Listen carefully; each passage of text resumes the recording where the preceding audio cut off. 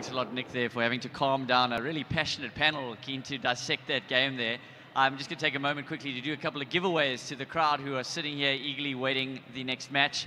So we're going to reward those of you who've been paying attention throughout the weekend with some cool VS Gaming swag. First question, I'm going to ask someone to just raise their hand and we'll spot you in the crowd and give it away. It's just been confirmed the winners of TI7 this next weekend will be taking home how much cash at least? Here we go. No, that's the total prize pool. First place will take away how much? I can't hear you. No, that's not enough. You've already answered. In the back, yes, $10 million for first prize. Well done to Statsman, Chris. If anyone's going to know it, it's our Statsman. Next question, you have to throw your minds back to Friday. Who were WRG's first opponents in this weekend's tournament? No, you can't answer. You cast that game, and you manage the team. Here we go. Sinister 5 is correct. Get that man a shirt. Okay, next question. Who played the Slark in this last game? There we go, in the grey shirt. Adestam is correct. Get that man a shirt, please. And it was that guy over there. It was that guy. Give them both the shirt. Well done, you win fourth. You can both win. No fourth question. Sorry, guys. We'll be back a little bit later with more. But back to the panel who are eagerly waiting to discuss that match.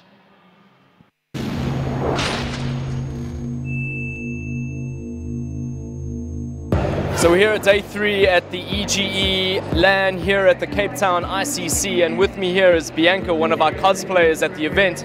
Bianca, nice to meet you. Can you tell us a little bit about your cosplay character today? Yes, I am wearing Ewok from Star Wars. It was created by Combo Kitten, and she also assisted me with all the makeup and everything that I'm wearing today. And I have a couple of gaming questions for you. Are you a gamer yourself? I'm not a gamer. Okay, cool. Oh, very good, very good. So, okay, so question number 1 is, this is also a VS Gaming event for the Dota Masters. Okay. What does VS stand for in VS Gaming? Virtual sport. Yes, yes. And also it could be versus.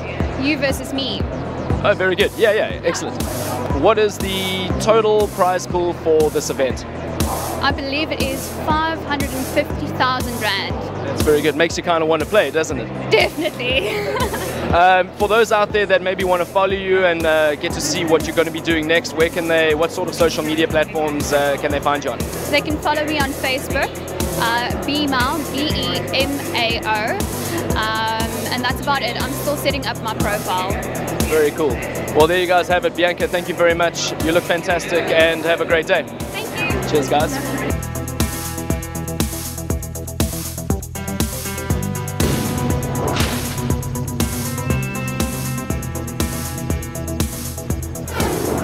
Both Gareth and Ryan. Now, we were midway through a debate, and unfortunately we had to cut over. I know you were starting to excited. Do your analytical thing, really start dissecting things. You mentioned the clockwork cogs that were essential, critical to the success there by Santa. Is there anything on the side of XTC that could have stopped that? Well, not really. You've got slug pounds that can get out of cogs. You've got maybe a couple of 4-staffs would have helped, but in the end, I mean, it's Santo on the clockwork just did such a good job at splitting up the team fights and getting the right initiation of the heroes, which forced out certain moves and certain items from people from XTC.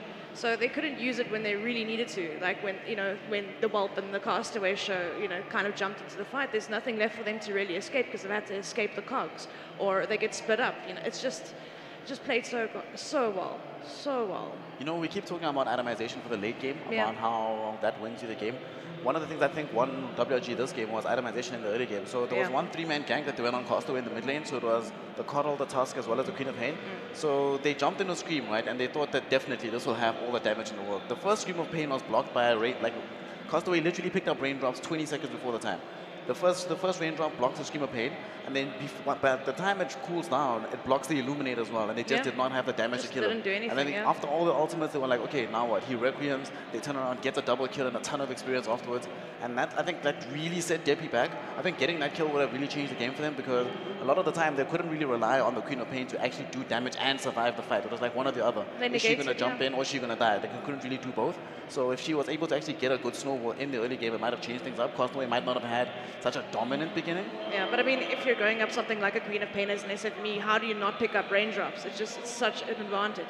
You can negate literally half the damage that she's putting out. So, I mean, it's something that they had to have considered. You know, they had to have thought, okay, he's going to do this. I mean, like maybe put in an extra hero. Get an extra hero to come along with the gank with you, because you know that's an item he's going to pick up.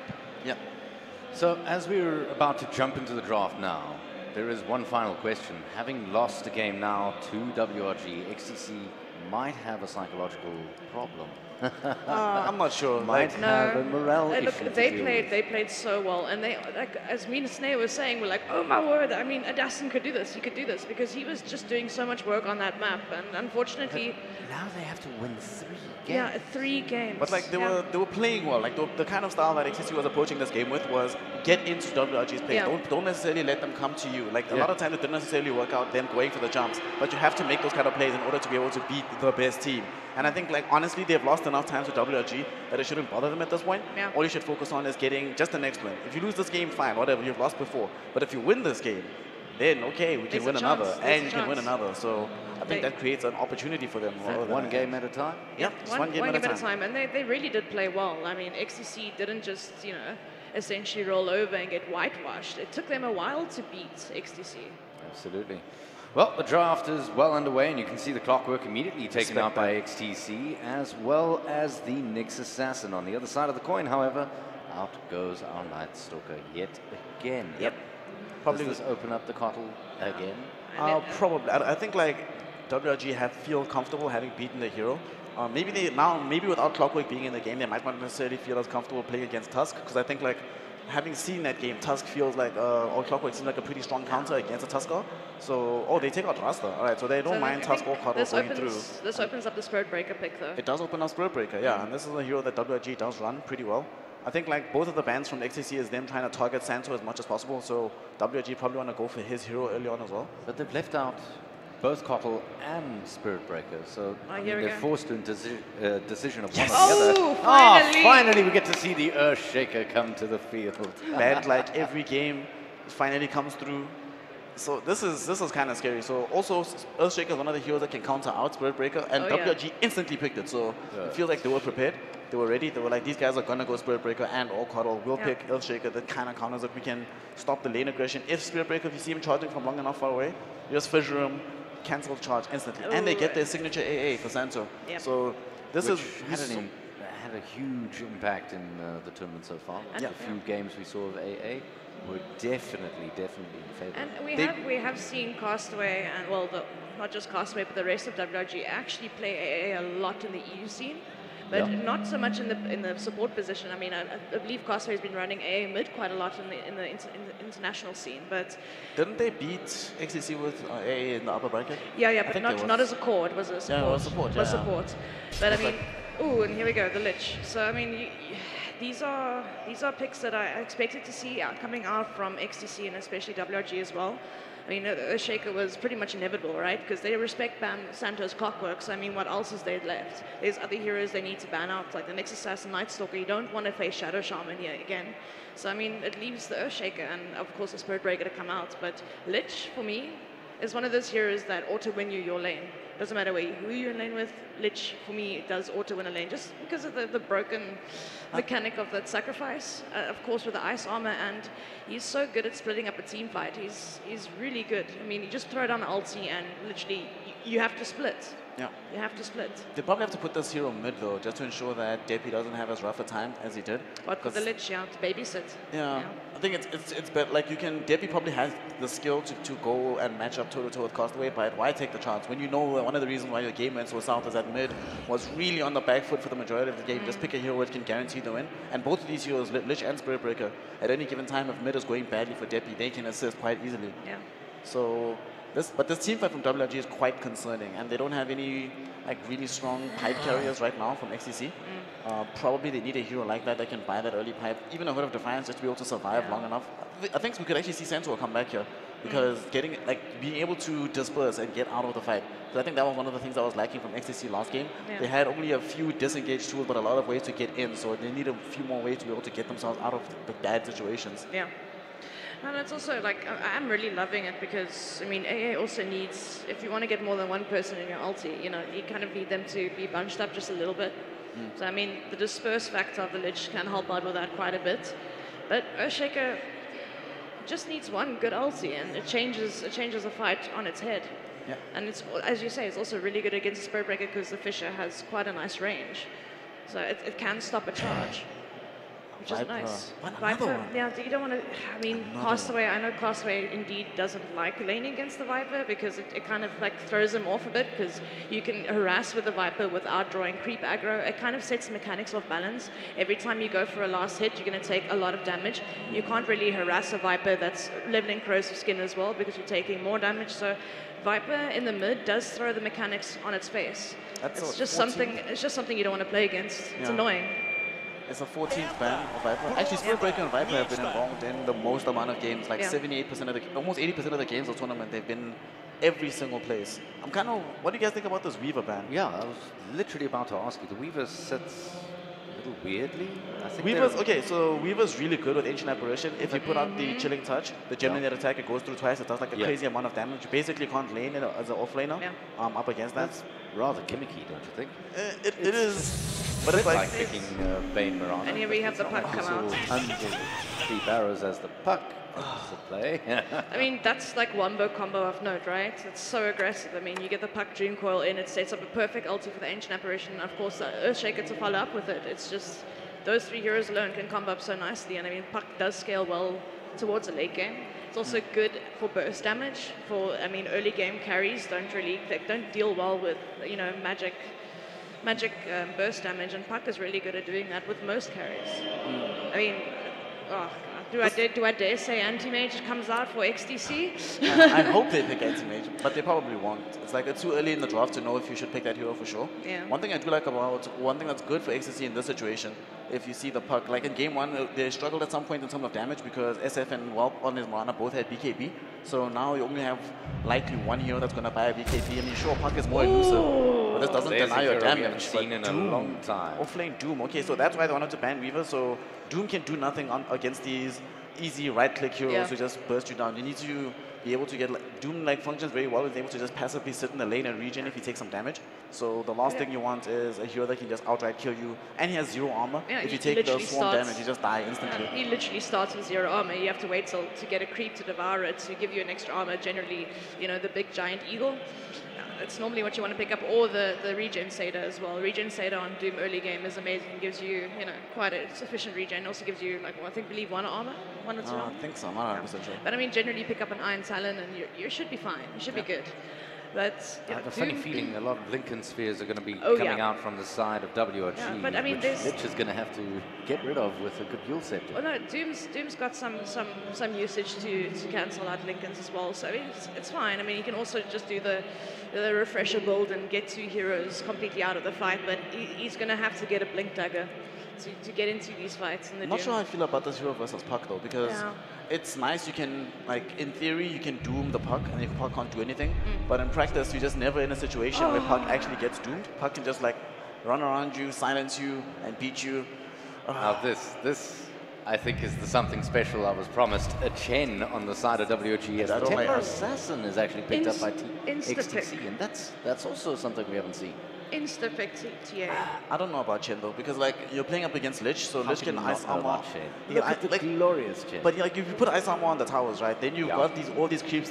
Most of the creeps that Chen will dominate don't necessarily have a fastest attack animation anyway, unless he gets the Hellbear Smasher with the Swiftness aura. Yeah. But either way, you're attacking the tower and it does nothing. And TA can cleave through these things. Doom can insta-eat one of your creeps. I don't know. I think this is... I don't know about this. I don't like this. You got 2 heroes that can devour ancients. Yeah. It obviously takes an item or level 25, I believe, on Doom. Where you can devour ancients. Not level 25 or Ags. I don't know. I haven't seen Doom such a long time. Ags is for Chen. Oh yeah, Ags is Chen. Yeah, and then Ags Doom I think is 25. Then Are we going to see Chen let's say, getting involved? I wanted to say molesting the mid lane, but getting involved in the mid lane? You kind of have to, right? Like, that's why you kind of, one of the reasons why you picked this show. You need to get involved in the early game. It doesn't, or at least help out, show up your other lanes. Anti-mage banned, Klink's banned. So therefore seeing that XTC might want to have one of these carries that can roam around the map and create space for TA. I think this is a situation where XTC has decided that Debbie is probably going to be their main carry. That's what normally happens when you pick TA. You don't go for another greedy safe lane hero as well. You want something that can get a couple of items and roam around and create space for this mid laner. So this seems like it's very Deppy focused, this draft. And they've got like Doom can buy the pipe, Doom can buy Crimson Guard, so and Lich can just put armor on the TA, so this hero gets a lot more tankier. Right now I think we're just waiting for the Adastam and Wall picks for both teams. I suppose that the Spirit Breaker also kind of does that to a certain effect, does create that roaming hero, the hero that you have to always worry about charging you in a lane. Like you can't just safely go to a lane and solo farm because it's always a Spirit Breaker that might come in. And here comes classic hero for Adastam. I mean, I haven't seen him play this in a while because it's not as good as it used to be. I mean, he used to have just about the same range as the sniper at one stage. It was ridiculous, but I've seen Adastam do wonderful things on this lone druid. I mean, Wilson can attest to this. I will never forget that game. Yeah. He juked for about, he was running around in the trees and he had all 5 of them chasing him. He had about 10 HP. He was running around in the trees using the bear to block people in their paths beautifully for about 2 minutes in the game. An entire 2 minutes of just running around, dodging people left, right, and center. It was so good. And I look forward to it now. I'm wondering, does Lone Druid, does the bear get affected by Waning Rift from Puck? Because if he does it, then he's in a good situation. You can like call out, you can use the Savage Roar, send Castaway away, so that they actually can't chase down and kill you. Necrophos to round things off. I don't know, it doesn't feel like they have enough physical damage on WRG side. Well, we'll see. It's a Necrophos. That's the final pick. So what's the final prediction? This could be a carry shaker. XTC. This could be carry shaker, guys. No, it's support chain. They're not going to swap. No, and I'm just saying carry shaker because I mean that thing can crit just. I mean, just with a Shadow Blade and just a casual crit stick, it literally crits harder than anything in the game. Succubus. Yes. Let's find out. Give me a prediction. Just considering how well XTC played last game with their draft currently, I'm going to go with XTC this time around. It's a turncoat. Yeah, I don't like Chen as a hero, so I'm saying sticking with XTC. And also I want to see more games, so XTC. XTC it is then. It's unanimous. My dear friends in the casting booth, you've got your work cut out for you. I hope you have many eyes on those heads. Have fun. Thanks very much. We are certainly looking forward to this one. Reigns, is this the game where XTC can turn around? They, of course, require clean sheet up against WRG now, should they wish to be the VS Gaming Masters champions. I really like the draft. They're playing what they're good at, as in Adastam, Lone Druid, Pupstar.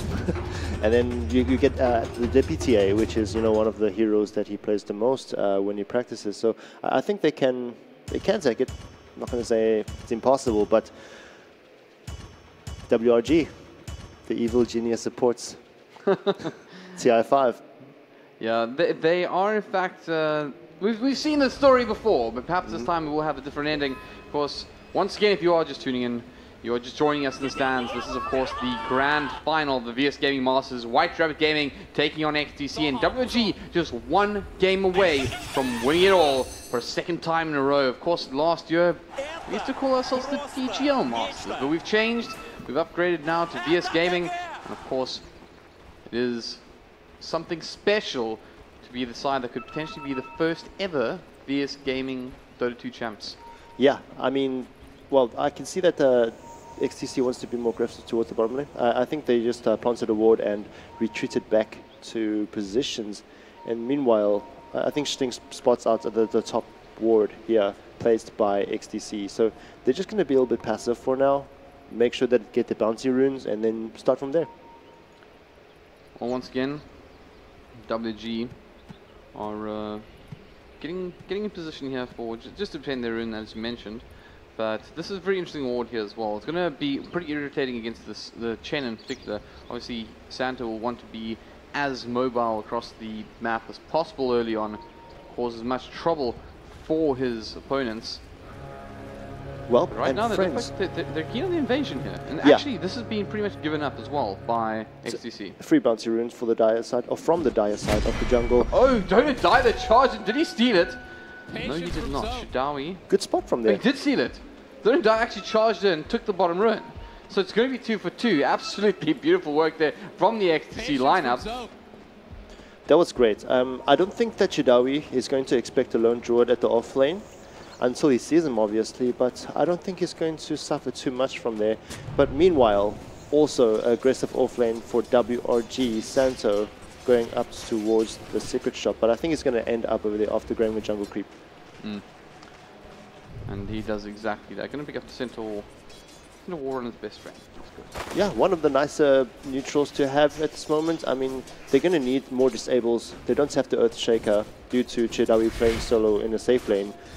Actually playing a little bit aggressive here, trying to get the last hits, but not able to enter due to Doom Bunny. Also getting a charge in from Alone and Die. Doom Bunny does not have Frost Blast, so Chidawi is able to escape, or should be able to escape. Really good body block, actually. Yeah. Chidawi very, very low in the end, but they're not going to finish the job. But all the credit for Don't Die. He's just been on fire so far this game. First stealing that ruin very early on, and now just being a general nuisance. Yeah, I mean, charging Chidawi, hoping to get the kill over there. I think if only Doom Bunny chose the level 2 or level 1 Frost Blast, but in the end, you got to play the support role. Got to let Adestem get his farm, so you can't be too greedy. And XTC are doing alright from that. Scarnet up in the top lane as well, going to get a little bit of XP as his creep wave is drawn back across, going to put Wolf in a better position in this top lane. Bot lane as well. Doom Bunny also battling for control over these neutrals. Interesting laning position as well, of course, with Schlinks and Wolf. Yeah, playing the off lane instead of in the safe lane. Obviously, you want to put on that aggressive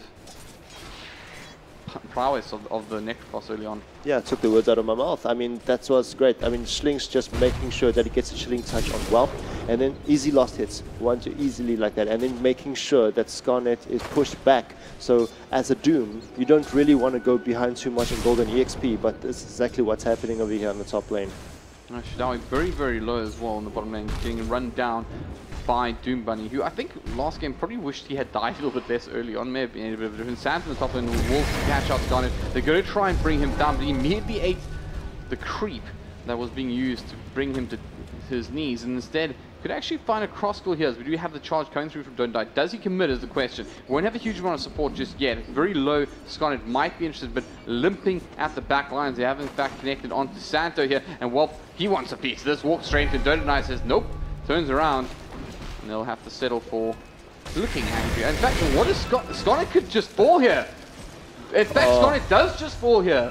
I don't know what that was. Yeah, mistakes were made over there. I mean, I think he was just waiting for the Spirit Breaker to actually charge into the Kotal. I mean, not the Kotal, the Chen, excuse me.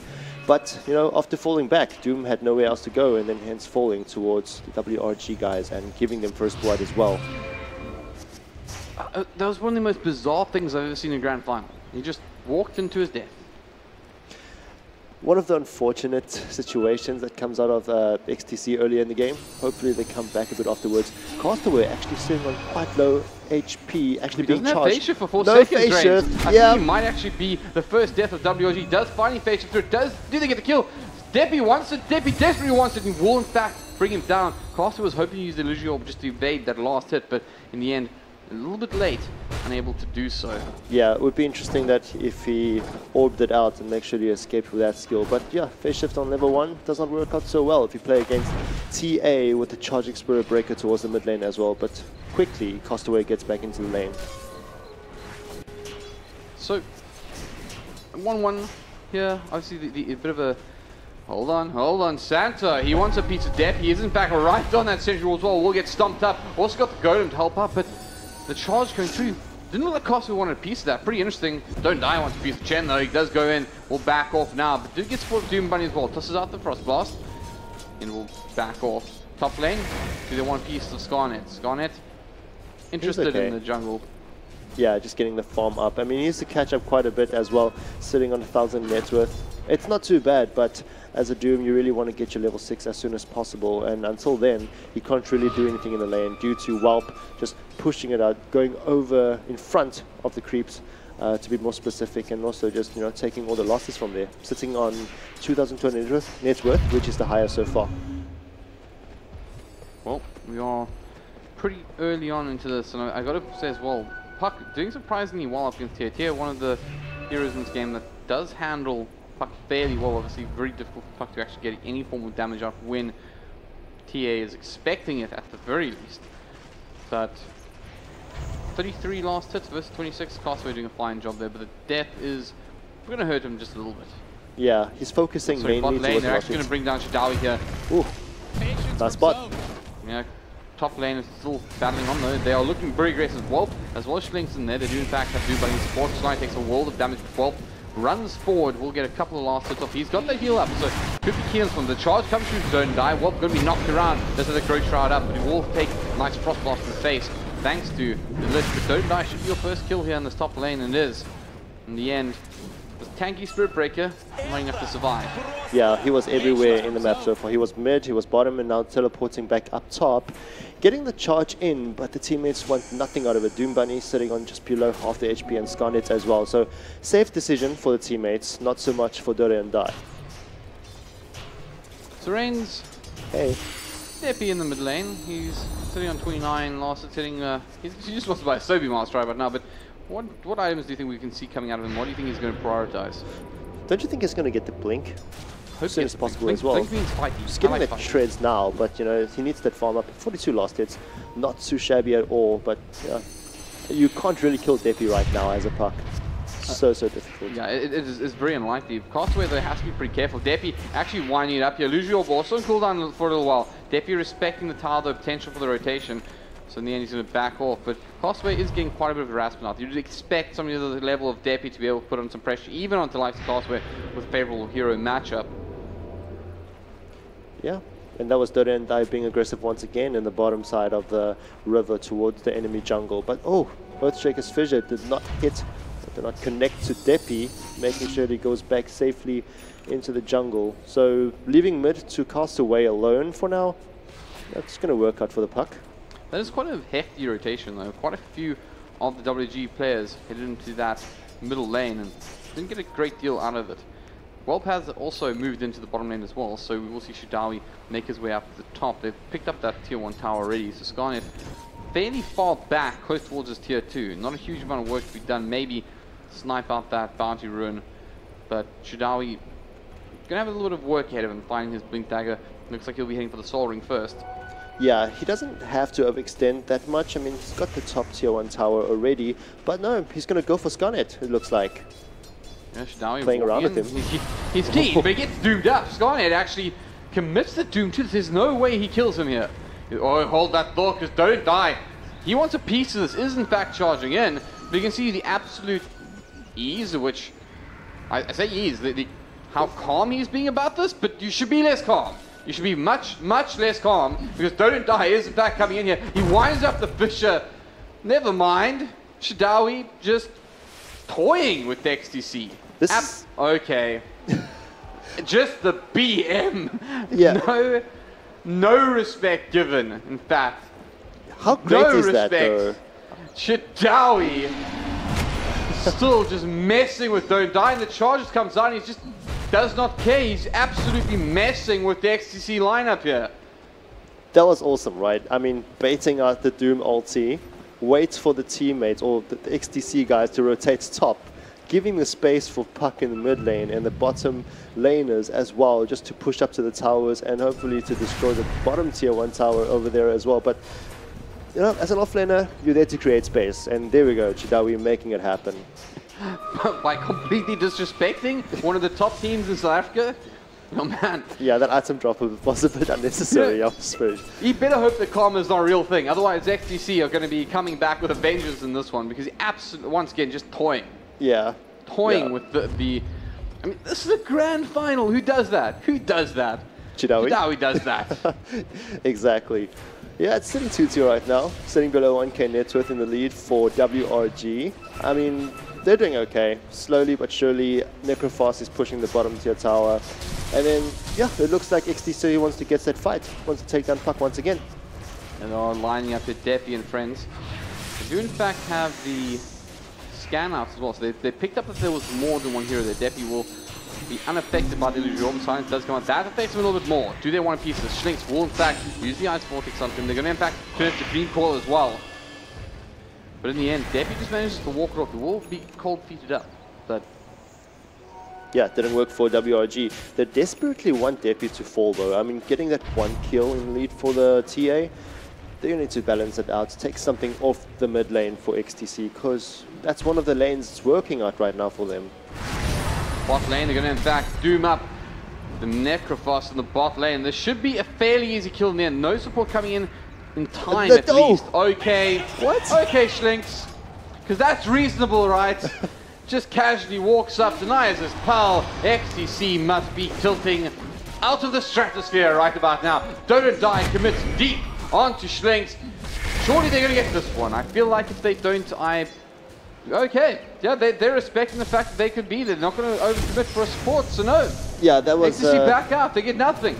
Difficult situation for XTC at this moment. I mean, Doom Bunny didn't have the range for the Frost Blast.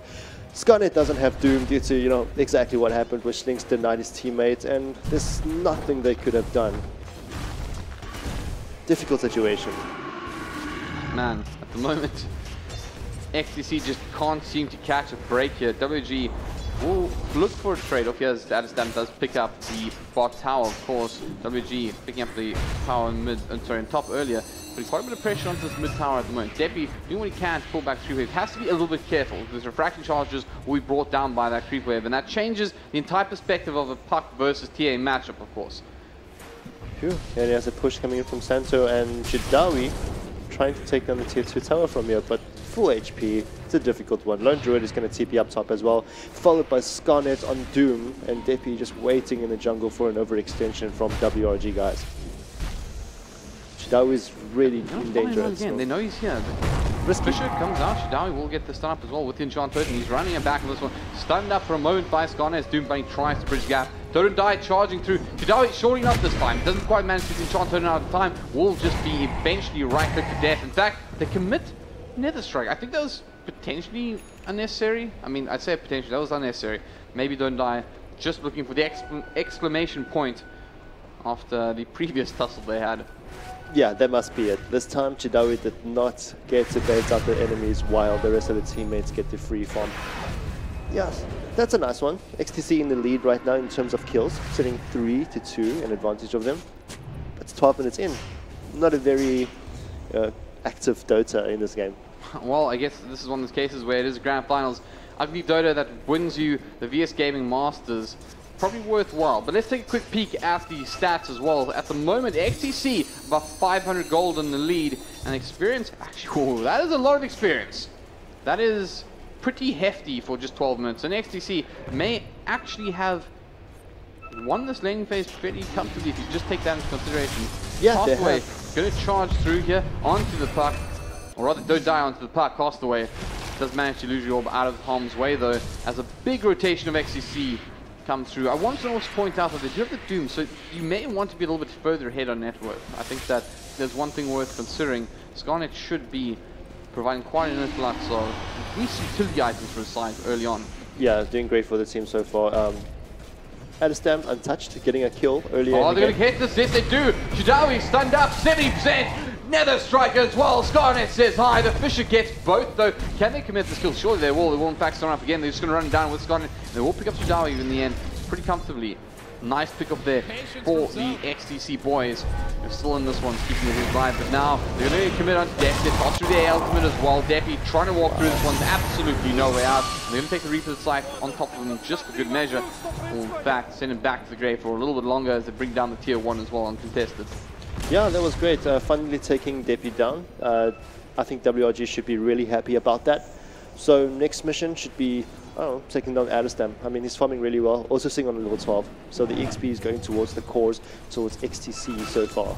Actually, we haven't spoken a huge amount about this Lone Druid, but he has in fact picked up the Hand of Midas as well as the Sacred Relic. So he is going to become a nuisance with an absolute certainty in the next couple of minutes. And I actually think that's a pretty fast timing, all things considered. We haven't seen a huge amount of Lone Druid in this capacity since the loneliest Druid fell out of favor. But all the same, I think us South Africans, we like our Lone Druid. We've had some great Lone Druid players in the past, and Adestam certainly would want to put his hand up there as one of the better ones. Yeah, and also getting that free farm against the Necrophos solo, off lane, it worked out really well. I mean, the supports were just helping out Depi, which turned out really great for XTC. And yeah, leading in the net with Graph as well. I mean, it's very close. It's very close. I'm not going to say it's a whole deal towards XTC at this moment, but the next fight should show who's really leading. Ren's, I've got to say, I do worry a little bit about the late game capacity for WOG here.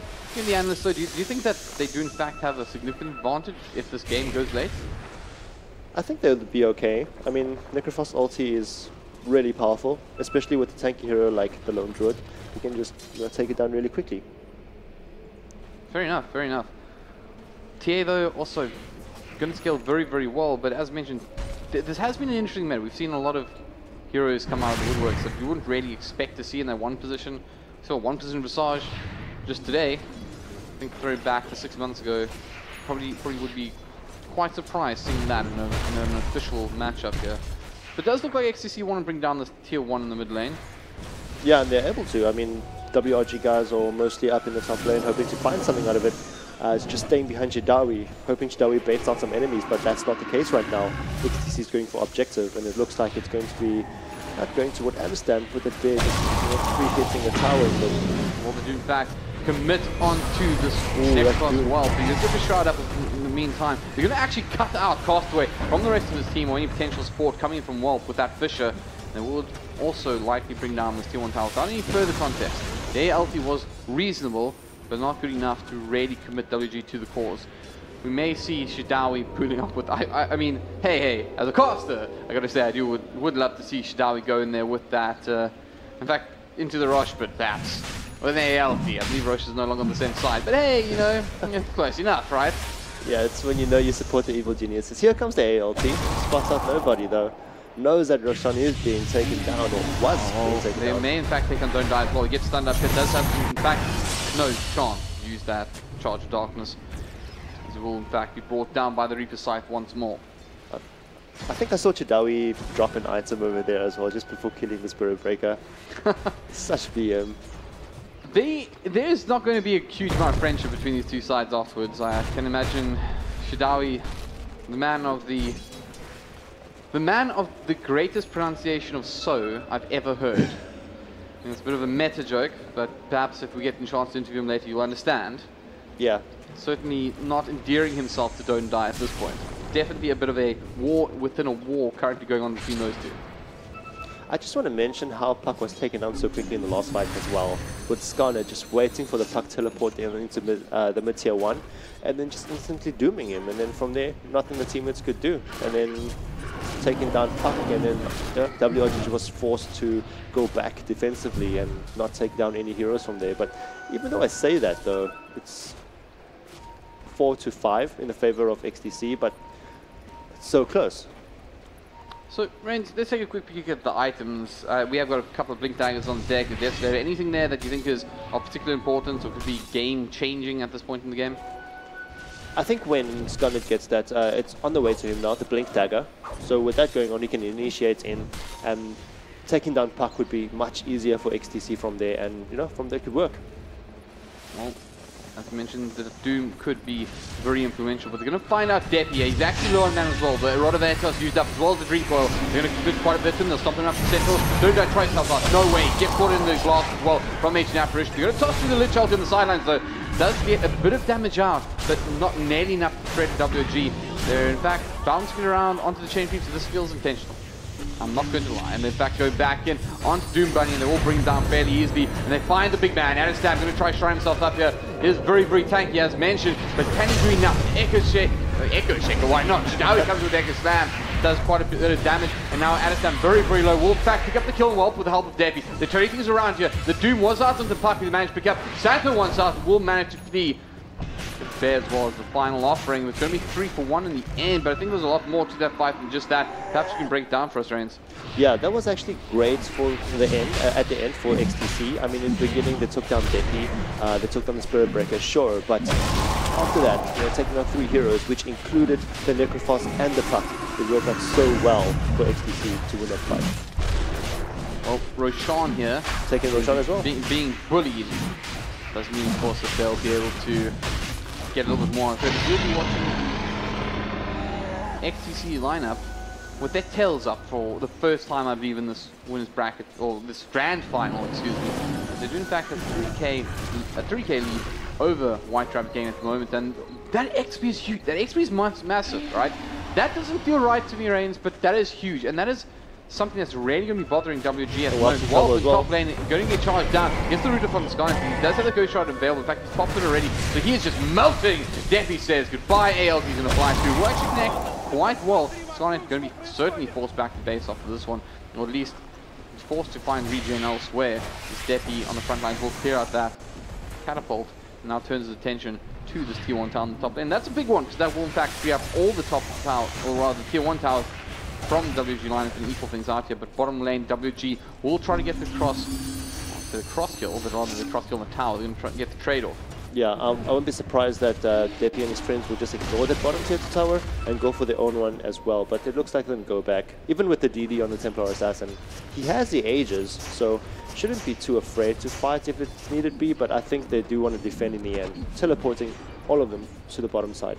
Well, at the moment, Don't Die wants a piece of this Castaway Puck. He will in fact lose all about. Can't get inside with this. Gets a Dream Call as well, but only as Don't Die. He is in a very dangerous position. Will silence up the Doom, tosses out the Veil Discord as well, just to dissuade any further aggression. Castaway survives that gang pretty handily in the end, but did come at the cost of the Dream Coil. Yeah, it's really great that I think that he survived over there. I mean, getting chased by the Doom is not one of the nicest things right now for the Puck until he gets the Lincoln Sphere, which is on his way to it, but really needs to pick up his farm. 21 minutes in, I feel like this has been more of a chess match than a Dota game, to be perfectly honest. It's really slow. Whelp is, you know, a little bit behind there, but not so much. I think he's getting his Radiance soon. I don't know what's in his courier. Oh, it's only his Sacred Relic. It's something to start with, so a little bit of gold away. Not too bad, 22 minutes in. One of those irritating builds in Necrophos. Makes him, I don't know, I have to kill target. He's providing both sustain to his team, irritating damage, mischance, not disabling any of the blinks that you may have on your lineup that you may wish to use to follow up on a potential kill. Yeah. Deppy, he wants to kill of his own. He's going to find... He's actually not going to find Shidawi. Shidawi is actually buzzed up, so even though they're nearby, Shidawi has the edge here. Potentially get open massive open. In fact, here Reaper's Scythe am I going crazy? I hear sounds sometimes, right? I hear Reaper's Scythe. No one was Reaper's Scythe, that much I can assure you. Got two games happening there, Halbert. But yeah, the Radiance you were talking about on Necrophos, it's pretty great. I mean, Doom has a Blink Dagger, T has a Blink Dagger, so escape is going to almost be impossible if there's a Necrophos around, which is Whelp. Also getting really close as well, sitting on like 1,000 gold away, and now is really close to the recipe. So I think WRG is just going to give him some time to farm it up quickly. I feel like this is once again one of those games is going to set itself up on suspenseful, massive team fights, because, as you mentioned, everything's been a bit quiet. But it has. My biggest concern is this: WG, they do have strong heroes, but the Chen to me hasn't seen enough fighting action ready to be justifiable in this pickup just yet. He's just not able to really apply pressure, because at the moment the side's been looking for trades, dodging one another. We saw a couple of gangs coming towards the lane, but it was mostly actually onto the Puck. Yeah, I think Santos Chen is more focused towards taking down the towers. I mean, first he was focused in the bottom lane where he took down the 2 towers, and then rotated earlier to the top lane and make sure it destroyed that one. So I think it's more focused on objective right now, but I can probably see them going to get into a fight pretty soon.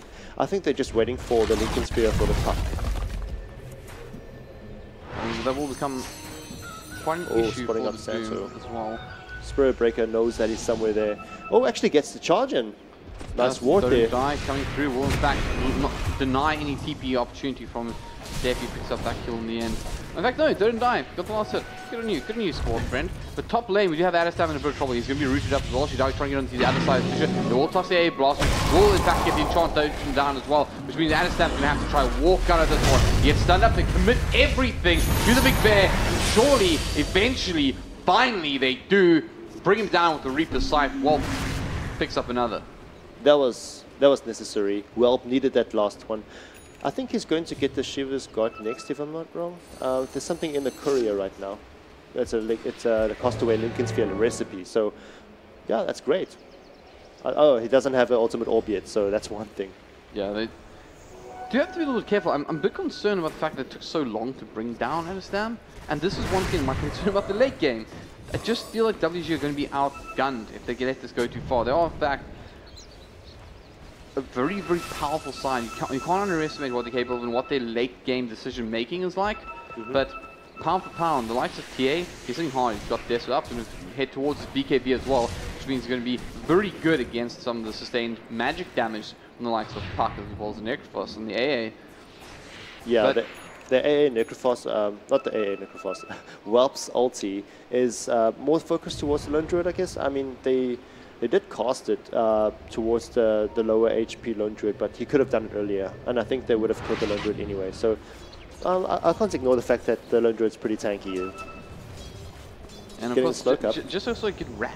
We haven't seen too much good ratting just yet. Would you like to see the rat? I like rat. I want to see a Naga. Let's go with that. But WG are going to find an interesting tussle here as they did get the charge in from Shai, but Shai managed to pick him up. They're going to use Veiled Discord onto Skarn and get brought down for free in the end. That Doom is a big pick-off in this team fight. Well, I say team fight, but actually not team fight at all, as the XTC decide they want no further part of this. They're going to board every other hero in the location. Deppy still in the mid lane though, looking for something, and he might actually find a very tasty treat if he can burst down like the Earthshaker, but I don't quite think he has damage output to do so. Castaway will get pinged out here by Deppy as he's still using this invis to get as much information as possible for his team. Still on it. I mean, just waiting for Deppy to maybe try to start attacking him, get out of the invisibility, but meanwhile, yeah, the Radiant side does spot out the Dire Wood in the Radiant's jungle. It's just that they were smoked up as well earlier, so Spirit Breaker was confident enough to try to take down the Earthshaker. So, Reigns, hello. If you WOG right now, where would you go to with your next objective? What does it go to? There's obviously the tier 2 tower in the top lane, but probably one of the less important towers. Hold that thought, of course, because Don't Die up to no good. We'll actually cancel that charge. But what are the objectives you want to do? In fact, let's go for both these sides. XTC and WG, where do you go to from here?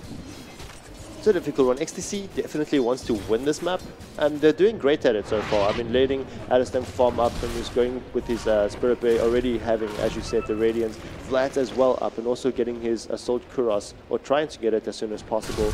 But meanwhile, Castaway still needs to get the Lincoln Sphere. Oh, and he just has enough gold for it right now.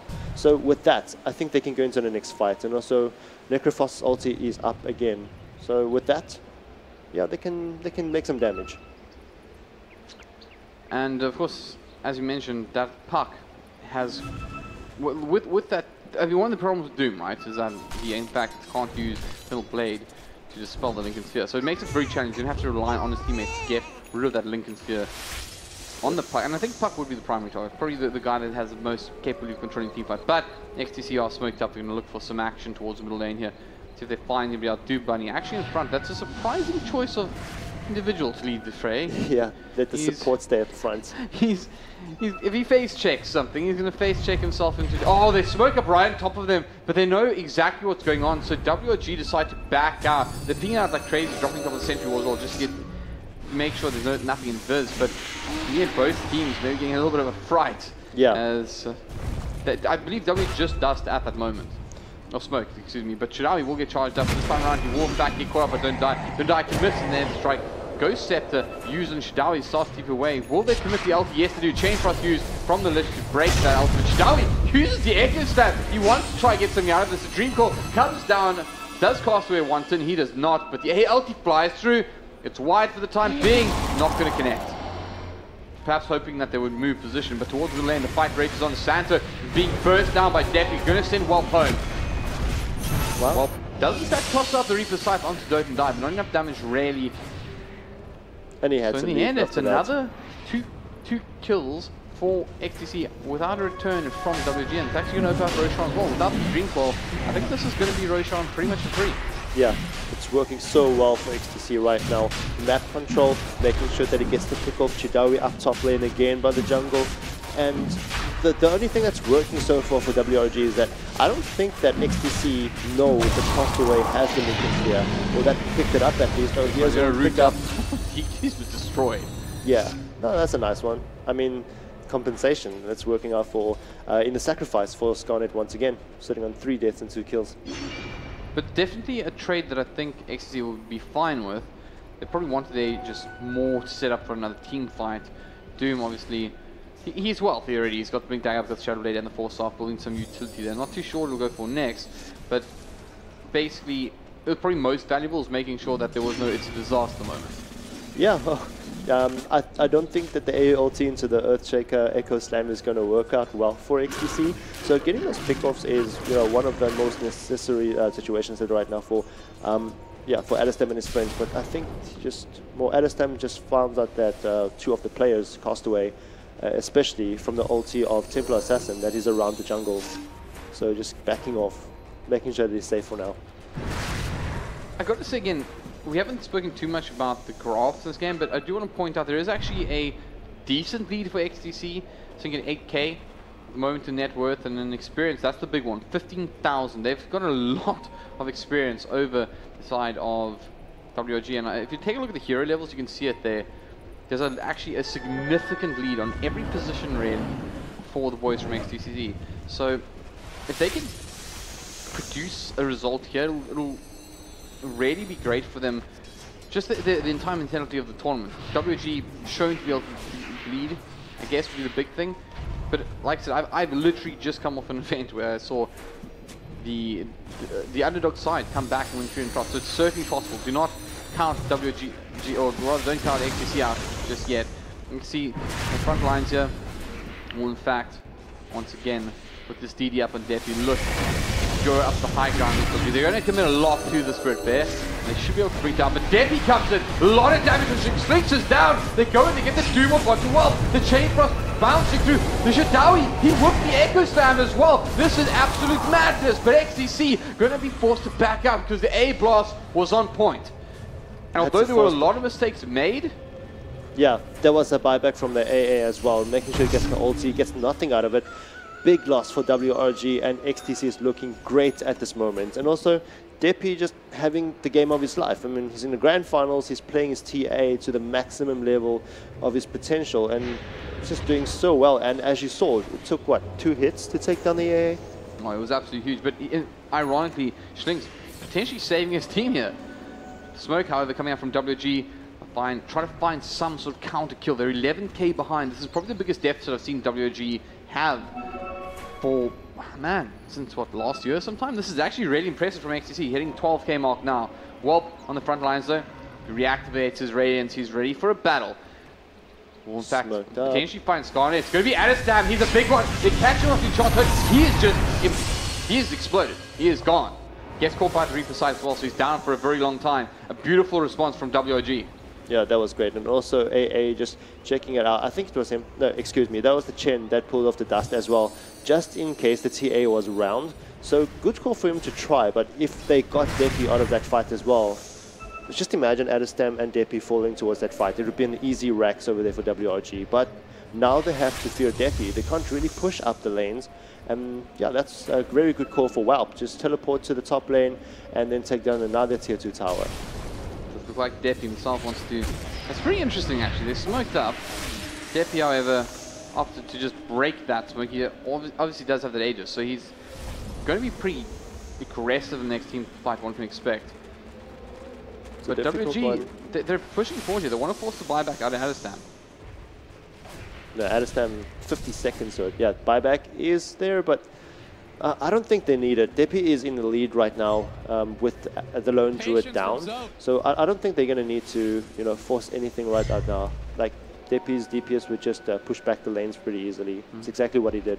He's respecting that Aegis in the end. But with the Aegis, yeah. They did do some good for him. Look again, the difference in the team net worth brought down to 9k.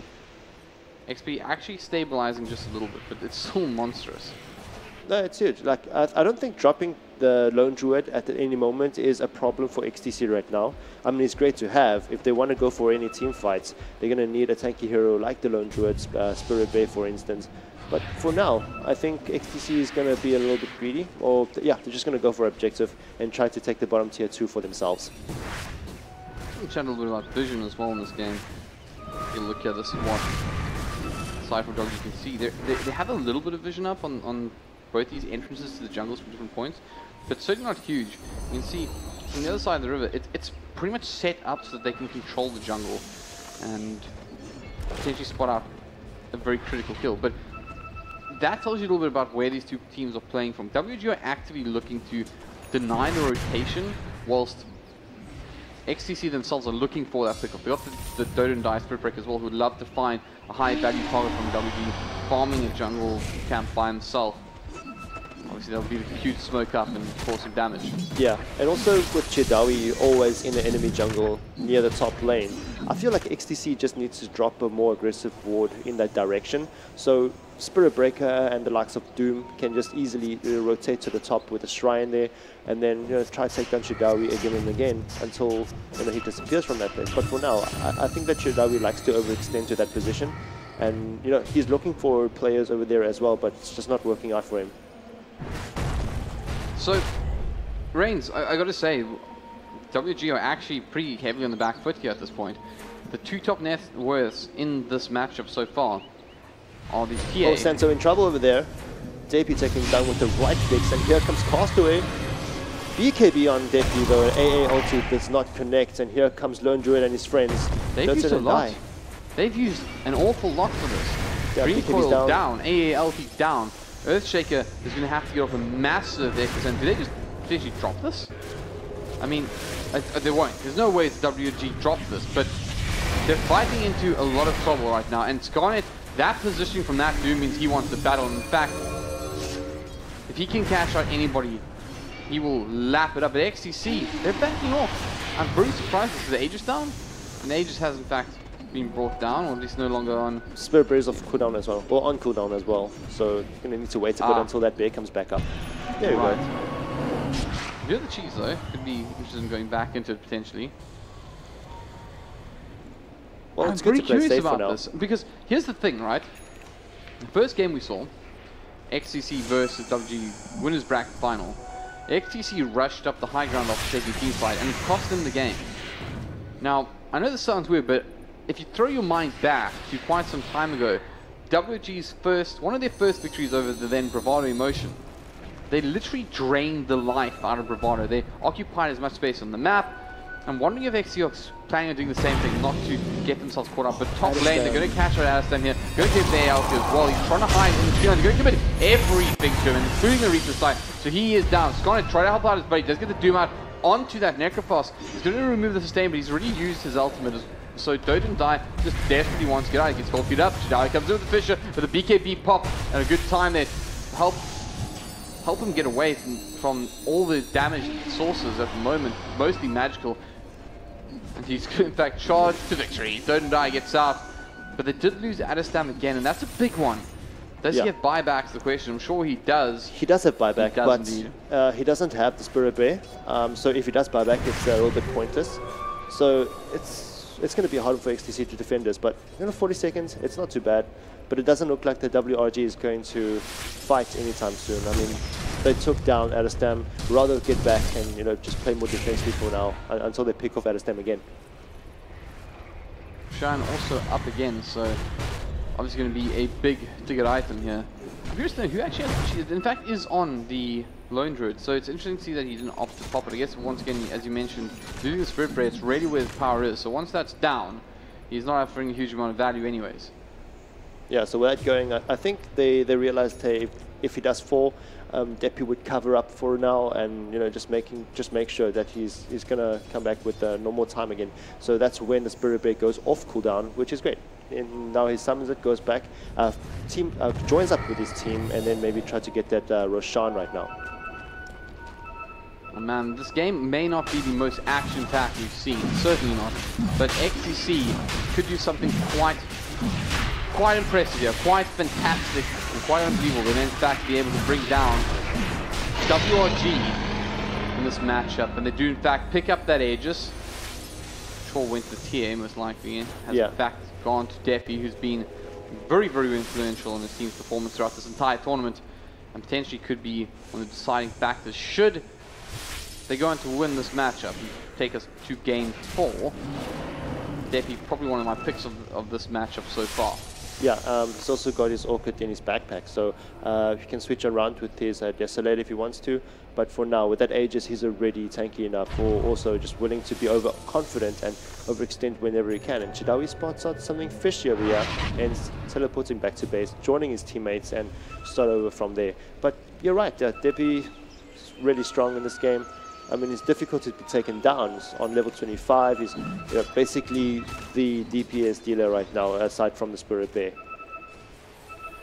So, once again, I really do feel like you get into this position, if you are WG, that if you leave this too late, you're probably going to lose this game, regardless of who you are, regardless of how impressive your performances may have been in the past. XTC could just get too far ahead, and they do have an 11k net worth, and they are in fact going up high ground now. They're going to block off Depi with Fisher. We'll back off once more. Such a difficult position for now for WRG. Just need to keep defending, hoping to get a nice combo in. They've yet to do that as well. I mean, Echo Stamington A ulti, that would work out so well if Whelp is in the fight to get the ulti in, let's say, for the likes of Adestan. Taking him down would have been, it will be a game changer for WRG, but for now, they need to find the right position or need to find a place where XTC makes a mistake.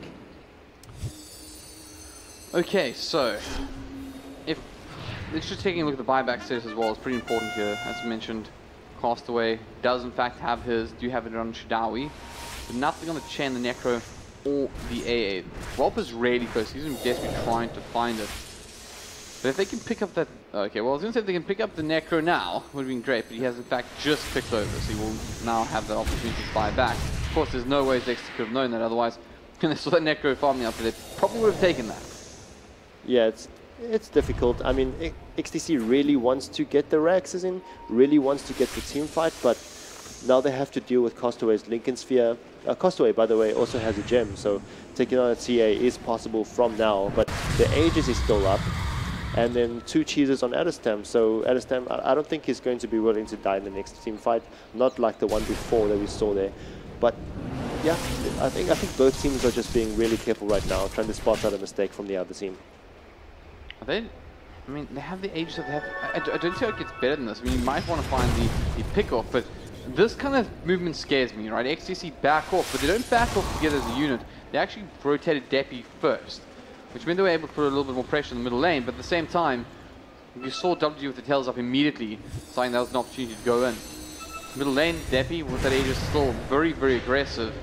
The rest of the side heading towards the bottom lane to clean up. They could be seeing a split push. Maybe the plan here is to get Adestam to destroy those tier 3s and move on to the racks. Whilst Depi's Aegis and double damage, creating up a distraction to occupy WG's time. Yeah, WRG needs to just keep playing defensively. I mean, Whelp is farming up though, that's nice, but it's still really slow. I mean, he can initiate if he really wants to. Maybe just waiting for Depi to, wait for the Aegis to fall and, just go from there, make it easier for WRG to get the teams right. But for now, they're just doing the right thing, just making sure that the tier 3s, as you mentioned, not to fall in the favor of Adestam. Spirit Bear is just trying though. Radiance is making sure that the waves are being pushed. A pretty hefty looking Spirit Bear as well. Not using the minus. We'll shame and judge Adestam. He wishes to be called Adeslam at this event, by the way. Adeslam's plural, I believe. Yes, Adeslam. I feel like last time around we denied him having the option of his name because he kept lying to us about what his pronunciation of his nickname was. Now we're just going for... We're going to give it back to him for the time being as we wish to pronounce it, because he's in fact in the grand final, and fair enough. But did he use the minus? Because that might be, yes he did. So he gets to survive it. Otherwise his name would be taken away from him. Oh, they go to the top tier 3 tower, and then...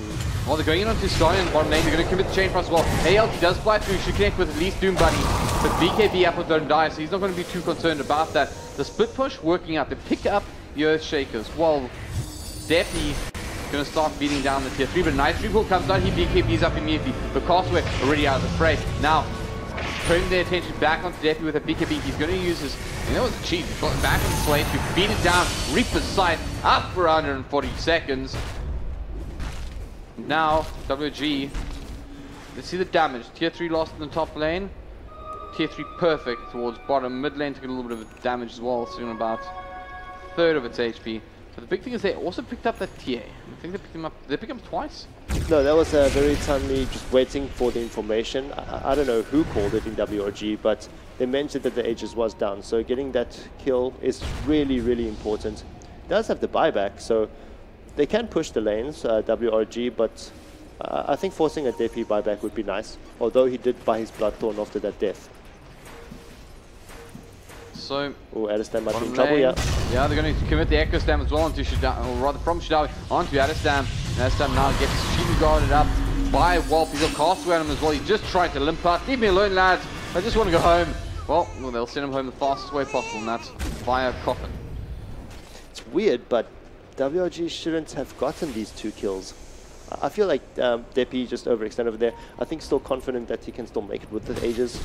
Adestam meanwhile trying to farm at the bottom lane, but nice pick off there with an initiation for Didawi. Even he used his ulti for it. It's good to secure a core like Lone Druid. Yeah, it's also the fact that, you know, when you hear a change loss going through, I'm a little bit surprised for what it was all about. Actually, Doom Bunny maybe just decided that that creep wave shouldn't be alive to buy a little bit of time from. In fact, Don't Die's been dead forever. I literally looked over, I was like, Don't Die's still dead. He was dead for like... Reaper's Sight is so ridiculous. That's 2 minutes of downtime for them. Yeah. The Spirit Break, the Lone Druid who died much longer afterwards was actually going to respawn before. So that spell is ridiculous. Lincoln's get up onto Wolf as well as he starts sieging the high ground. They're going to try and wake this up. They use the fortification. Desperate not to use it, but they do engage now. They're going to find pretty decent targets. It's going to be Doom Bunny. He's brought down, and it does force back to buyback, but from both the TA as well as the list. They're trying to break down. Wolf here gets doomed up. Santo, he sent him home, by the way. So can he? They burst him down in time.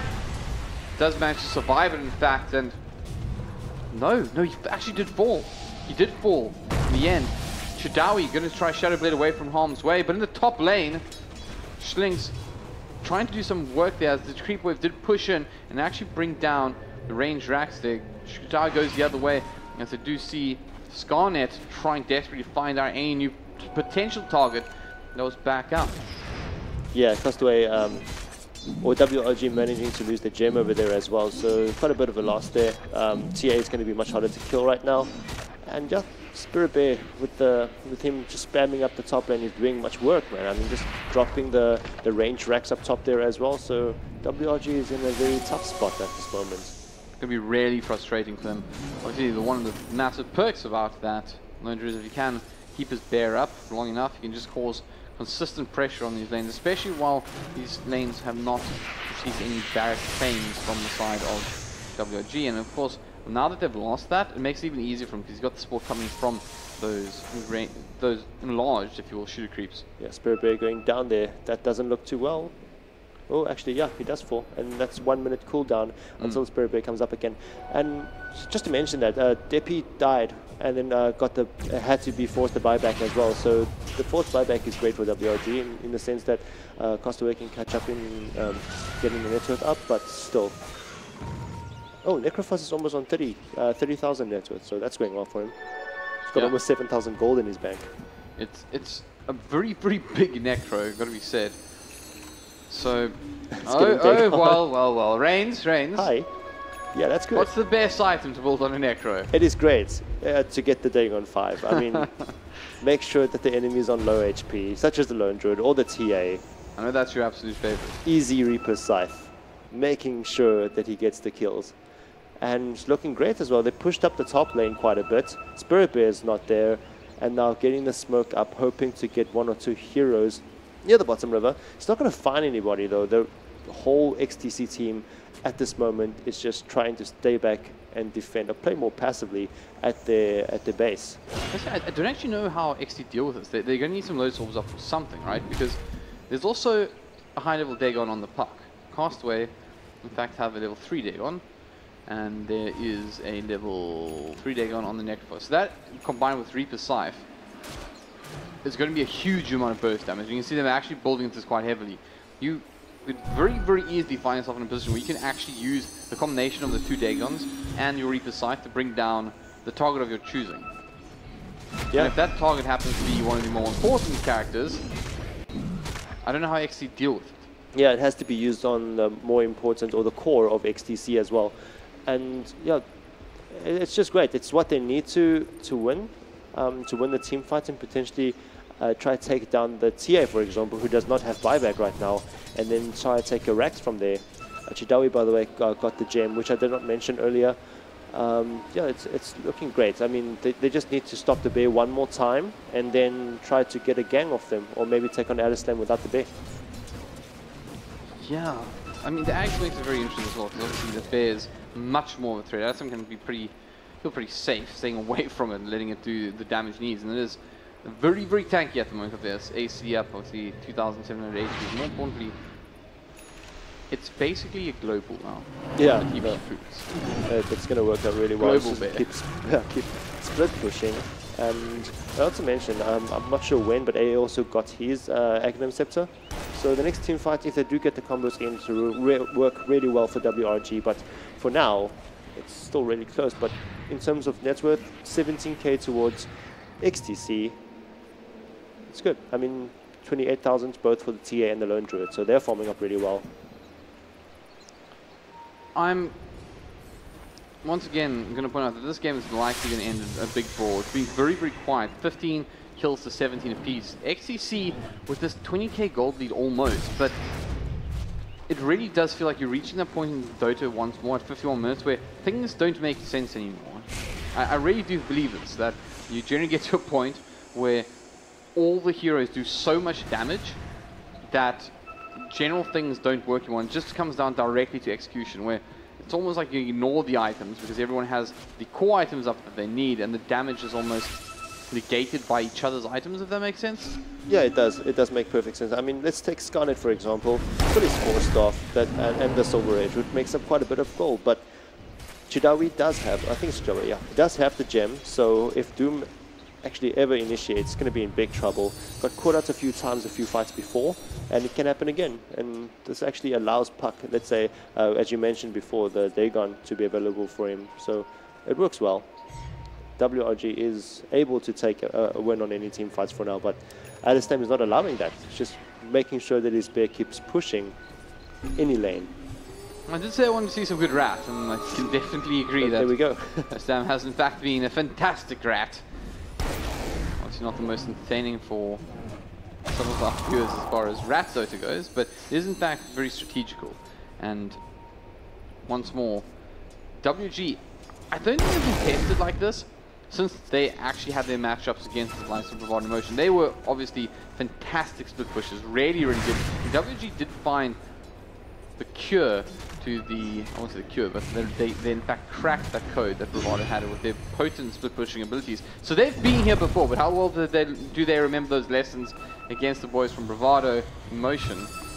Yeah. And can XTC use it as effectively then? Because we've got to be said, Bravado took many, many games off WG, even after WG won the DGL Masters final. Yeah, I remember last year though, the meta was so different back then. It was basically more Fling, Shadow Demon, and then try to get this right from there. It's the first 2 picks even. So with that, it's so different from now, and XTC is definitely playing something unique to the team, and also what they're good at, like the TA and the Lone Druid. Chidawi overextending, but I think they want to fight. Yeah, they're going to go straight onto Doom Bunny here. Chidawi does get doomed up, won't have a chance to get off his ultimate, and they just blow him up. Deppy says, "Get off my friend." Losing the gem as well. Yeah, I mean, that's not the kind of mistake that we want to make. Bot lane, Alislam's bear going to pick up his tower. They will manage to bring down the burst down with both the Dagons as well. Top lane though, they are going to find a kill on the Chen. But one's going to tier 3 falling, probably the most influential. And now ping is coming out onto Roshan. But there is enough vision here. Yeah, there's definitely enough vision here from the side of WG to see it going on. But can they even respond? They're 2 heroes down at the moment. Yeah, XTC is looking great at the moment. As soon as the bear went down to the Dragons, instantly casting the spell again. So the bear would be on cooldown if they manage to destroy him again, but it's unlikely. And also Deppy getting his Aegis once again, looking really great. He's going to drop the Death Soak for that one. Or in fact also have a cheese connected to it. I think WG are in trouble. Like, just a slight thought. They don't seem to be have the answers to what XTC are putting forward at the moment. They're looking for, they want a team fight, surely, because that's where their power is. They have the ability to pick off the hero and to team fight well. But XTC are not giving those openings at all. They're just split pushing once more, causing WG to play their game. And XTC at the moment are looking pretty good at bringing this to game 4. Taking the series 2 to, or rather, not tying things up, but making the series 2-1 at the moment in favor of WG instead of WG potentially winning this as they have in the past without dropping a game. Yeah, I'm pretty sure the WRG supporters want them to clean this out 3-0, but in this situation, they have to be really worried. I mean, they really lost the top, one of the Raxes, which is the range one, and then they lost their bottom tier 3 tower. So, you know, if the Lone Druid is persistent in pushing again and again, it is not going to work out for WRG. And they are in fact going to find an engagement here onto the puck. Castaway will all back down to the low ground, but on the sidelines there's some more action going on. Shidawi, he was interested in it, Shadowblade forward, but not able to find the engagement he wanted to. Hastags, surprise on the bottom, he's once again, he just has the little hoodie or the Scepter on his actual bear. I wouldn't be too surprised if we see him get the likes of a refresher orb as well, just to make sure he always has that bear up and running. But it does look like he's going for the Lincoln Sphere first. No, it is the refresher, I think. No, he's actually going for. Oh, currently he's got queued up an Octarine core, which is interesting. Yeah. Bring down find every way to bring down. Oh, hold on, they're actually engaging here. Hastags very gets caught up by the ALT as well, so he will be brought down. But that bear, axed up, is still standing at the moment. They're going to re-engage here onto Shidawi. Depi just destroys him. And you know what the difference about this is? Hastags still fighting. That bear is still alive and still going on, but you know who may not be long for this world? It's Castaway, as he's trying to run away. He's got a lot of attention with him. He's obviously a very elusive player, and he is a puck as well, so manages to get away from all the XTC heroes.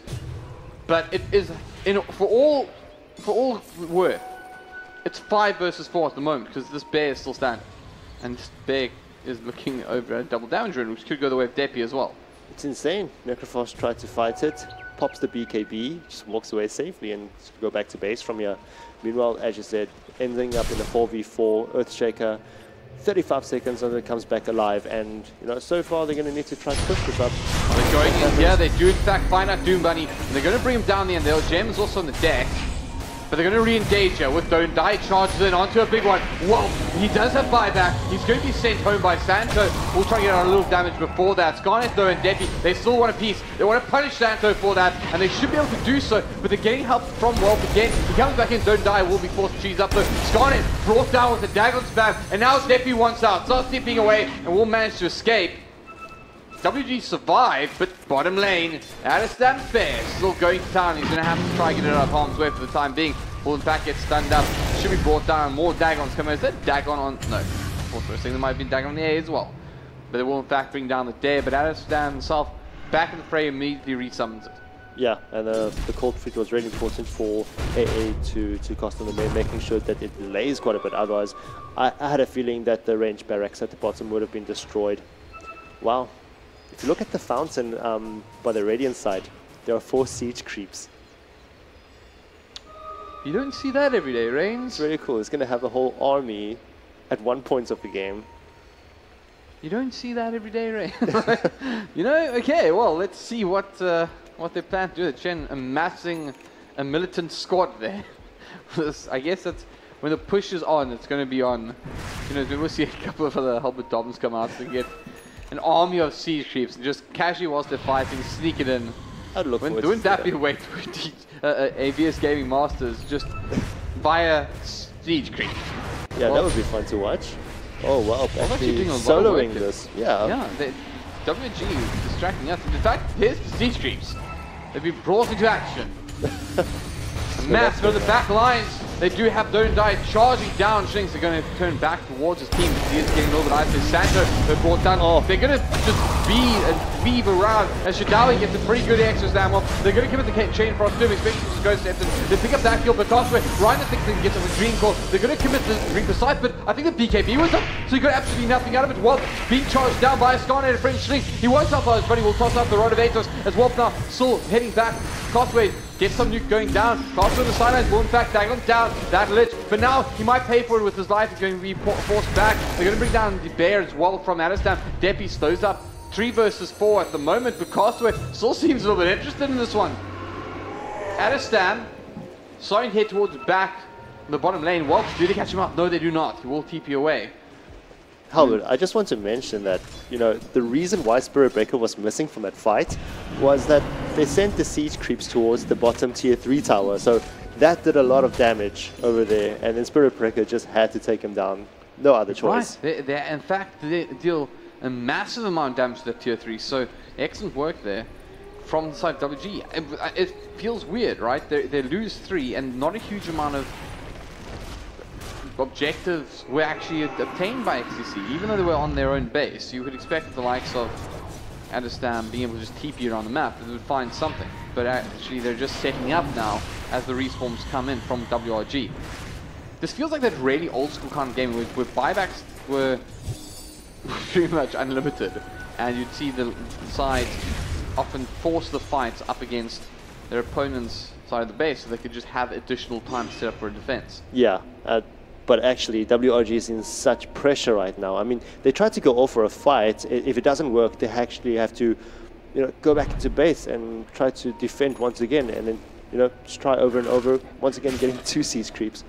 Point out as well, Adestam has in fact picked up that Octarine core. Now, bear in mind, there's a long cooldown on the Spirit Bear, so it actually makes a massive difference. Brings down that cooldown quite significantly. Yeah.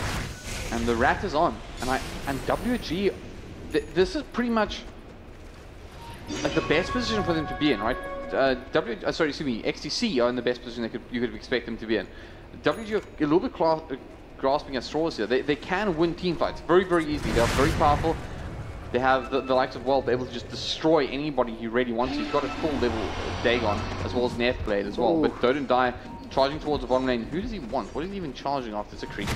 It's a creep. I'm excited over a creep. I'm just that into this at the moment. Every charge is very important when you look at it. But Necrophos teleported back up and then taking the Spirit Bear up top. And then, as you said, the cooldown of that is just so much lower right now. Yeah, it's from there. That's a new Spirit Bear, by the way, towards the mid lane. WRG has to defend. Yeah, so another 70 seconds as Sam will wait patiently for that one because of the bounty run as well as Bear. As you can just see, look at the map. This is something you don't see every day. WG confined in their base at the moment. As it's XTC, they're spread out. They're farming on the top. They're farming on the bottom. They're farming on their own home side of the map. But XTC are driving this game at the moment. WRG are hanging on. It's got to be said. No, it's very true. I mean, WRG, you know, they're just doing what they have been doing, you know, the past 20 minutes. But, you know, meanwhile, also grabbing some siege creeps again. So the bottom tier 3 tower for the Dire side, which is XTC, sitting on 177. The next team fight, which you want to go towards, is probably going to... Oh, which, by the way, Castaway just found the Spirit Bear. Could be in trouble. Pretty useful for them to start dagoning it up and committing a huge amount to it. Even the Fisher coming out. But I think they might be a little bit... No. It's on the right side. It's on the right side. They're going to manage to pick up that kill. But once again, it's not as bad because guess what? Adestam, with that Octarine core pickup, is 6 seconds away from picking it up again. So really what they're getting out of it is a little bit of gold. And 6 seconds of not having pressure on their lanes. Depi rotating up top, trying to catch Chidawi, actually teleports straight after her. So, yeah. Back to step 1. Back into the defense for WRG. Yeah, once again, over 60 minutes this game has gone. And some clearly South African Dota going on over here. The pause actually coming out. That didn't look right. I'm not surprised that Skynet has paused the game, because that looked kind of weird, like they're running on the spot. But Drains, I guess an opportunity for you to give your thoughts on this match when the pauses and buy us a little bit of time. Yeah, Albert, is there much to say about this though? Adestam trying to rat it out, WRG trying to defend every single time, and then eventually try to get a glimpse of a potential to take down or win a team fight. Comes the Bear coming to the other lane and then try to take down the towers once again. Now pause, let's immediately resume. That was really quick, yeah. And then you don't see that every day. That's something to cheer about. A quick South African Dota pause. What is that? That is what we've just seen. Probably one of the most action-packed moments. Chidawi. Wait, what? It does go in. In fact, they're going to find a very handy kill on the Doom. And of course, with that Reaper side, it's going to be a very long one. Don't Die desperately wants our BKBs and start charging over to the other side of the map. Well, in fact, casts it, which may work against him because he's not out of the woodwork yet. Chidawi's still interested. will head start hitting back, but bot lane, guess what's happening here? There's a bear, it's angry, and it's actually soloing Santo. It's going to pick up the range racks as well. Going to use cold feet on it, that will buy them some time to get down, but these two supports are really going to struggle. They will toss out the fish as well, Castaway as well. They're going to dag on it up, they will bring it down, but they have in fact picked up yet another rack. It's once again just the range racks, it's just pressure. But toward the shrine, well, he's calling in reinforcements as they're going in. They're going to go up high with Castaway beating down onto Deppy. He will manage to blink away thanks to his refraction charges and BKB, but they're still chasing after him. The beautiful Fisher comes out from Giant, blocks the path, staying here with us as the Chain Frost goes down, but Deppy low, he will be dangled up. They're going to force a buyback out of the Doom as well, as Doom Bunny will pop the Ghost Step and try and buy himself some time, but look back at base. It's not over yet because Don't Die is actually beating up some support. Shdawi is going to get involved, try help out Walters. Don't Die causes a little bit of harm to the structures of WRG, and although Deppy is down, the Spirit Ray rages on and does quite a bit of damage to both racks. In fact, brings down the range one. As action all over the map now, it's just exploded. Castaway is solo. Does he know that Scarnet is stalking him at the moment? He pops up, in fact goes to the tree line. Looks like Scarnet knows. He will in fact blink back as Illusion goes through. He knows he's in trouble now. Castaway will start beaming down on Scarnet, who is absolutely surrounded by WRG, and he just bought back, ladies and gentlemen. This could be pretty huge. He does fall, and that's the biggest part of that. No buyback on Scarnet, and WRG know it, but back towards the base. They find another kill, yet another one. This time it's on Don't Die, who's trying to break down the racks to lose the gem as well, and that is a very big arrow drawn by WRG, who draw an arrow that might be leading all the way through to the VS Gaming Dota 2 Masters Champion title. As Whelp and friends now finally, the rats dealt with, manage to start moving forward. Of course, the Doom doesn't have a buyback, and neither does the Spirit Breaker. This is pretty much their moment for WRG as they charge down this lane. Whelp is not waiting for friends. He is going by himself on his own. Can Aristan pull off some sort of miracle? The Spirit Breaker, I don't even know where it is at the moment. It's off cooldown, as in, yeah. But mid lane where the action's at, Whelp starts targeting that rack. He's going to toss through the Chain Frost. Is that Nags? No, it's not. He's just trying to buy anything. Any sort of time is Doom Bunny. Desperate to keep his chances alive here. WRG assemble and they break down the racks. WRG do not care for any more of this. This is their tournament, they say, as they proclaim that this tier 3 in bottom lane is theirs. And now, once more, a familiar sight as WRG start pounding on this rack. But top lane, Adestam doing some work. He veers off too as Deppy wants, and he starts being down the track. This could be Megas. This could be a base race. WRG trying to fight down, but they're going to pick up the TA. Deppy buys back. Santo pegging away at these racks. Bottom lane, it's also Shdawi trying to find his zone. Deppy goes in, he bursts down the chin, and now it's Castaway once more. The Hex comes out. He's going to pick up the melee racks in the top lane and starts to move away. The buyback comes out from the Spirit Breaker. The game continues on. The hero moment, it came out from both Deppy as well as Adestam, because, ladies and gentlemen, for the first time, and perhaps one of the last times you're going to hear it in a long time, XTC pick up the Megas against WRG and retain their opportunity to take this one. The defense was good, but they only have 2 racks remaining of their own, and that was the easy part, because now the only way to the next round, the next matchup I should say rather, is through WRG. How sick were the siege creeps though? Santo up there at the top, they'd taken down the Raxes, and then eventually been taken down, but still, I think that was pretty important that WRG took those top Raxes at least, but they still have 2 left. Both at the bottom side of the map. Ah, man, oh man, this one is going to be one to remember. WRG, could they be the chance to win against Megas? They're stressing, it might take Roshan. Oh, they're going to catch out a big one as well here. It's going to be, no, it's not. I thought it was Adestam himself, but it's actually just the bear. Of course, that's going to be up in 14 seconds. He does also have the refresher up, so he's got a lot of bears remaining, put it that way. But they do have to fend these racks. If these fall, they're in so much trouble. TP goes off to the top lane here. It is, in fact, Adestam himself. Got the refresher, so he can return whenever he likes, but the pings are going out towards him. He refreshes immediately, so the bear back up, and one of the bears going to work, putting pressure in the top lane. WRG, though, start making their way down the middle. Down 69 minutes, and we're going to see another 70 minutes here, almost certainly. Castaway in the front lines.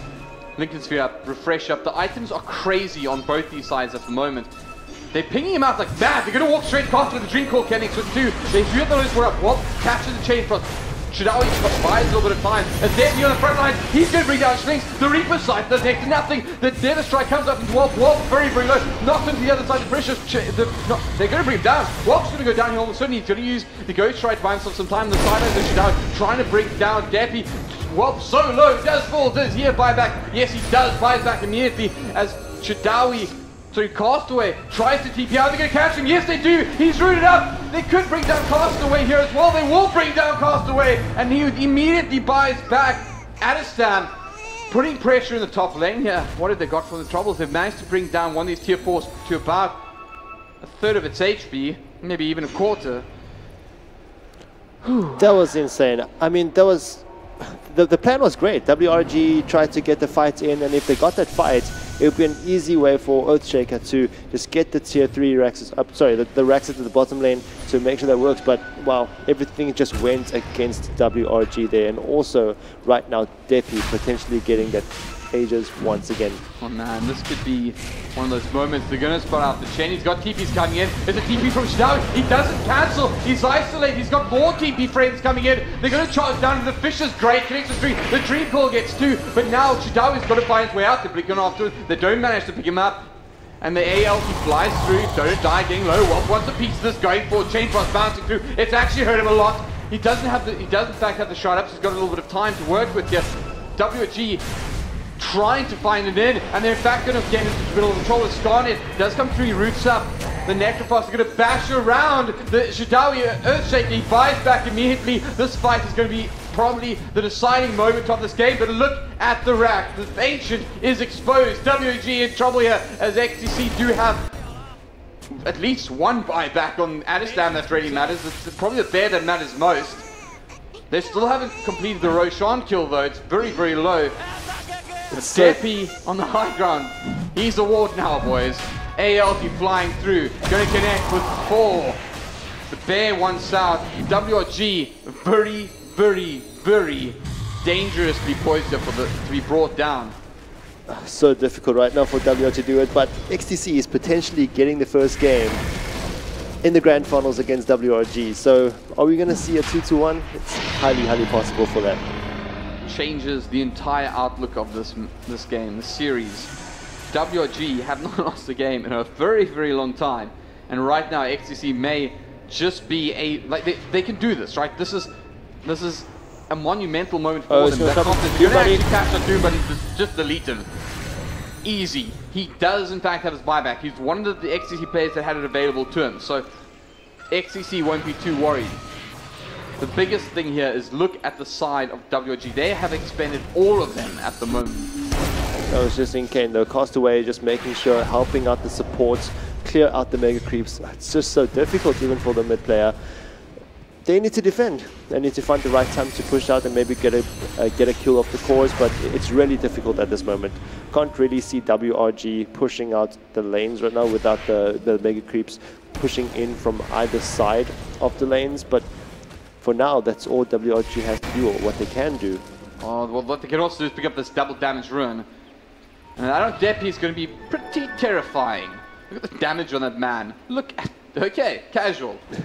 He's got his 500. moonshot as well, so it's pretty much a killing machine. Oh yeah, Depi has been a monster. I mean, this is once again 73 minutes in, one of those long ones. This has got to have such huge ramifications on the series. Should XTC go on to win this, they will actually be in a position where they have the momentum on their side. They will be the team that has that moment of release. It'll be WG that needs to come back, take a moment, a breather, and try to find that mental fortitude, that BMT to come back against XTC. And are they even used to losing, Reigns? I don't think so. I think Welp is really stressed right now because of that reason. I mean, he's got a lot of gold. He's got his refresher up in his backpack. So a double Reaper Scythe would be one of the ways to win, or to beat XTC in a team fight right now and potentially get the third Rax. But it's just so difficult. They're stuck right now. They're trying to push the lanes, like Castaway going up top, trying to push out the lanes, and then here comes the bottom lane with the mid creeps pushing in. It's horrible.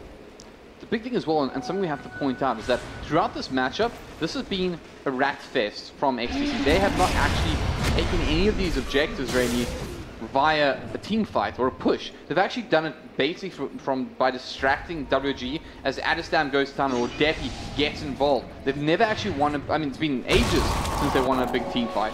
So it's not something that they're getting a huge amount of value out of. I mean, it's not something they've done very well so far in this matchup. And the only way through WG now is, in fact, via team fight. Sure, it's going to be all near impossible for WG to get on the front foot and get objectives with these megas up, but we are so late into the game that even the supports are able to deal effective defense against these megas. So what we can expect to see now is, well, XTC looking for an objective like Roshan, which they in fact have, Deppy waiting for something like a double damage run, which they will had. And, well, a pick-off on Whelp would be huge. They get the Doom off as well. Remember, there's no buyback on him. They're going to try to save him with Sven, excuse me, with Chen, and they do, in fact, save him. That's also going to negate the Doom. And that's a big one. XTC may be forced to back off here, but in fact, the Dream Call connects from Castaway. They want it now. Is this their chance? They're going to refresh as well. BKB up and go and die. They're going to commit the chain cross as well. They do finally bring down Deppy. That's just ages, so he does that. Huge echo from Shadawi.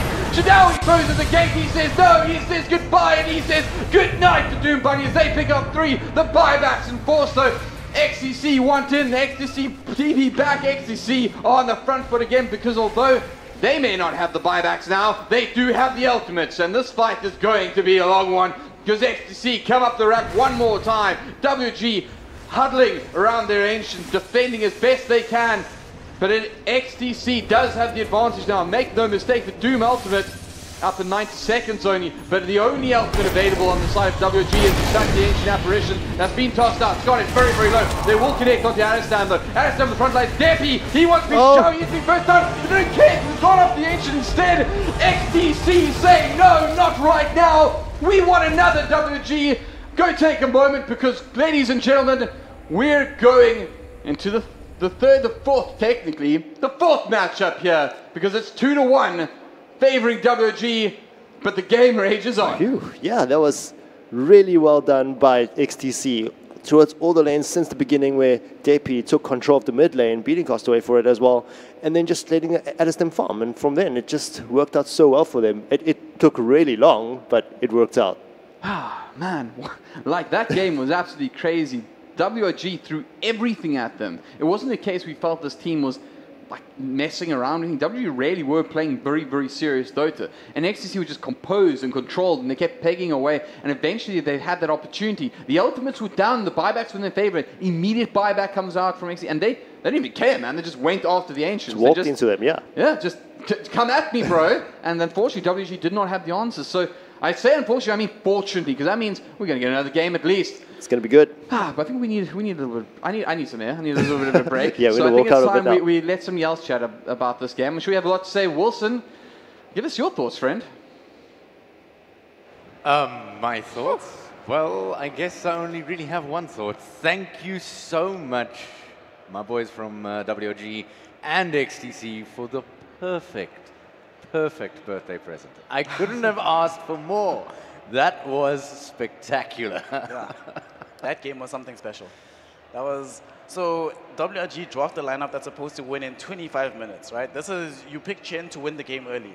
That does not go well. The game goes very, very, very late, right? But at all stages of the game, they always looked like they were in it. They were playing like they intended to win the whole tournament now, which was what they were playing for. They didn't get it right, but I actually don't have words about what I just saw. That was incredible. It was nuts. It was absolutely nuts. Yep. I mean, right from the draft, it was crazy, and that's my kind of game. What I really liked was the sneaky, like, let's try, like, get mega creeps of votes, mega creeps with the Chain Army siege creep. I feel like if you're going to do that, you need to really commit. So not only using Chain, but maybe get a Helmet Dominator or 2 in your backpack. At least, you know, like, you know what I mean, right? And literally fully commit with that siege creep strategy, because then they would have gotten mega creeps. I feel like it could have worked. For me, the fact that they were playing against Megas, right, with Necro Puck right. as their main Late heroes, and game. still like trying to hold and still fighting, and only not even losing the final fight.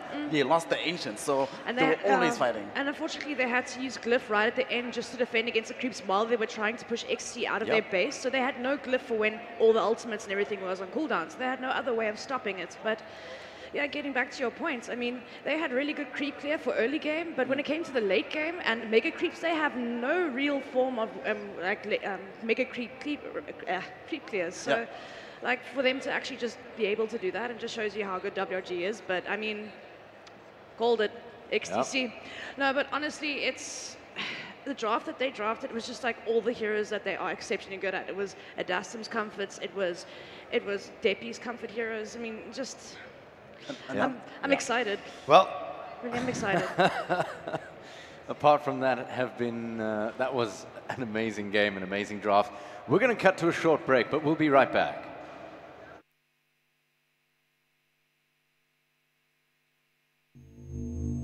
So I'm here with Layla, one of our cosplayers. Say hi, Layla. Hi. So who exactly are you cosplaying today? The character's called Sailor Moon, but this is a redesign by an artist called No Flutter, like a warrior version. For those out there that are perhaps wanting to also get into this, what sort of advice could you give them, where to start, and that sort of thing? I would say definitely join Facebook groups. There's Cosplay Cape Town group, Cosplay South Africa. There you can get updates about all the events. And there's lots of advice on there about like where to buy wigs, contact lenses, tutorials, etc. So I would say that's definitely step one. All right, awesome. Where can people find out more about you, maybe follow you and figure out where you're going to be at next? I have a Facebook page called Rei Kitty, that's REI-Kitty, and then an Instagram account, same name, but REII.Kitty. Very good. Well, it was an absolute pleasure to meet you, and all the best for the next events. Looking forward to it. Thank you. And there we go, guys. Catch you guys later.